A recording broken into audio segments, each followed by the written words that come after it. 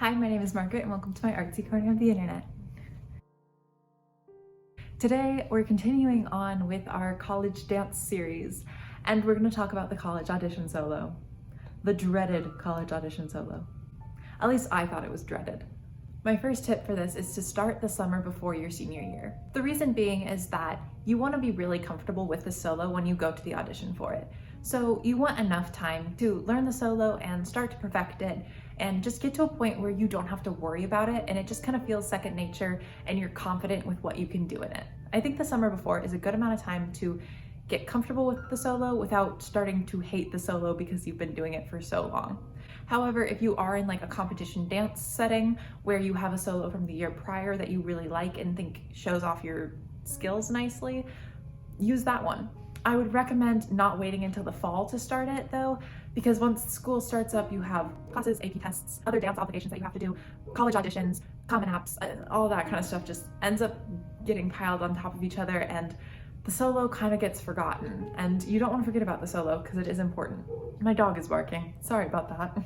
So for the college audition solo, you can either choreograph it yourself or have somebody else choreograph it. I personally choreograph mine myself because I'm interested in choreography and kind of want to go down that route.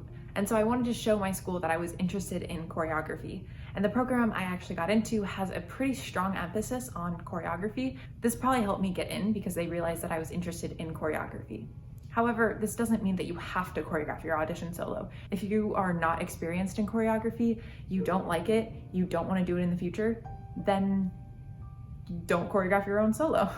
There's nothing wrong also with having another choreographer who you like choreograph the solo for you. I'd also probably go with a choreographer who knows you, that way they know your strengths and can help play off your strengths. If you are going to choreograph it yourself, I would highly recommend having a choreographer or teacher review the solo and give you feedback. That way you know you're putting your best foot forward. Also, I should mention, if you're doing an older solo, that's totally cool and there's obviously nothing against that. But if you have to submit a recording of the solo instead of doing it live, a lot of schools I found did not accept performance videos. So if you bought a solo of your video, if you bought a video of your solo from a dance competition, a lot of schools won't take that video. They want you in rehearsal clothing in a studio. So just keep that in mind. Also, some schools have like a time period where the solo video that you submit has to be within like the past 6 months. So if you have a solo from like 2 years ago, you can't just submit that video instead, if that makes sense. As for the actual choreography of the solo, I would say focus more on your artistry, your fluidity, your textures, and really make a dance. The reason being is they don't need to see you pull out a triple pirouette because you just probably did a ballet class for them where you probably did pirouettes across the floor and they probably saw you do your triple. So maybe if you are like an amazing turner and you really want to drill home the fact that you're an amazing turner, yeah, throw in turns. But you don't have to throw in every leap, jump, twist, turn, toe touch that you can do because you probably did a lot of that in the technique classes that you just took. Take the time in your solo to show your voice, your artistry, your quality, and how you really perform. It's also a great time to show them a little bit of your personality. So if you're a little bit quirky, if you're a funny person, don't be shy from putting in a humorous moment in your solo or putting in some like little quirky moves. Don't try to pretend to be somebody else in your solo because that's a time when you can show them who you really are. And as I think I've said before in this series, you want the school to want you, not a version of you that you portrayed. My dog literally never barks, but of course, right when I film. Something that you should also think about is that each college has a different required length of the solo. So some colleges will say 1 to 2 minutes. Another college might say 45 seconds to a minute. Another college might say anywhere from 2 minutes, 30 seconds to 3:30. It's very stressful. So make sure that when you're finding colleges to audition to, I talk about this a lot in my audition tips video. Make sure when you're writing down all of your audition information that you need, like time and place of the audition and what you need to bring, make sure you write down how long the solo is supposed to be. This way, when you're getting ready to go to this audition, you can know, okay, I have this 2-minute solo, but they only want a minute of it. And then you can kind of mix it around and say, okay, well, I'm gonna do the second half of it because I think the second half is better, and I'll start the music here and I have to edit the music. I think that's probably the most stressful part of the entire college solo is making sure you can fit all these different time requirements. So make sure that you know how long the solo is supposed to be, and yeah. And make sure that you're within the time parameters. I don't think it matters as much if you're sending in like a YouTube link, because if they ask for a 1 minute solo and you send a 1 minute 30-second solo, they might just pause it, they might just stop it, not a big deal. But if they ask for a 1 minute solo, and especially if it's live, if they ask for a 1 minute solo and you come in and do a 3 minute solo, they might deduct for not following the rules. So follow the rules and make sure that you're getting about the right time.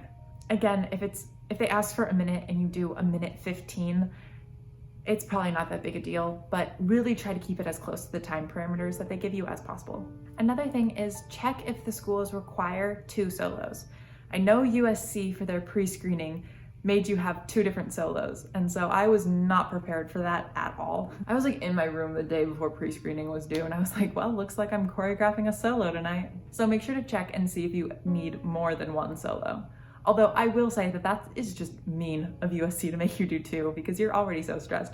Most schools will only make you do 1, but just in case.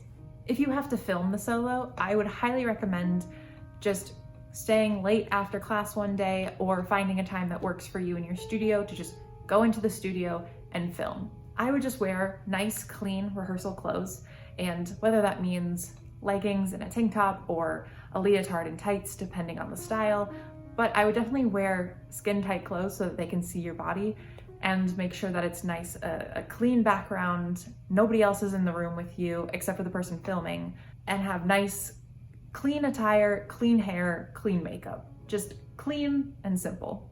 So make sure that the studio is also bright enough and has good lighting so that they can actually see you. Another thing that you can do is that you can go onto your phone when you're filming, and you can click their settings, and I think it should be the upper left. I mean, I can check right now, hang on. And you can see it'll say like 4K or HD, and then 30 and 60. Put that in HD and 60, and that is the highest quality video that your phone can give you. At least that's the highest quality that my phone can give me. It might be different for different models of the iPhone. And also make sure that you are filming with the back camera. This is the best way to get the highest quality just off of an iPhone, and I'm sure other cell phones, smartphones are very similar. So you can get a really good high quality video off of your phone, and you already know how to use your phone. So I would just recommend doing that instead of borrowing a camera and trying to figure it out, and it's gonna end up blurry and whatever. So I just recommend using your phone. Also, don't edit the video. People can tell if you've spliced together 2 takes, and they don't want multiple camera angles, they don't want funky editing. Just leave it alone.